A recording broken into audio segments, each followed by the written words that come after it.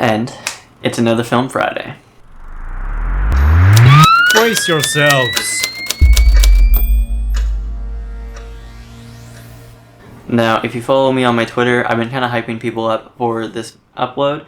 However, I had to kind of push back the surprise, and hopefully we can do that on Tuesday. But other than that, we'll just continue with the rest of the video and do what I was originally planning. And today, we're talking about this camera. Well, let's just go through all the features and we'll talk about that. Okay, so here on the front of the camera, we have a focus-free plastic lens, which you can open up so you can arm it. And then you also have the viewfinder here. Pretty basic on the front. And then on the top here, we have a shutter button. Then we also have a film rewind release. And then a rewind right here, right at the top.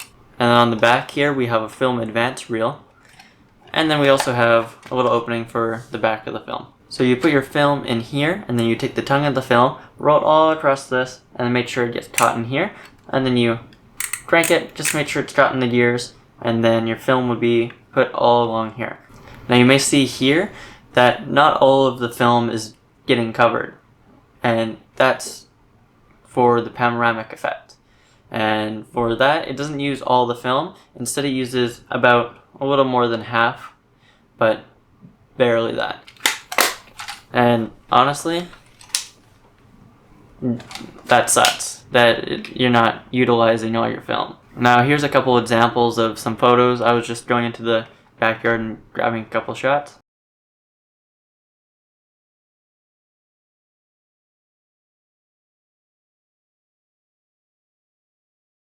Now in some of them, because I can't really tell where the lens is because it doesn't really protrude that much, is you can see my thumb or my fingers in front of the lens.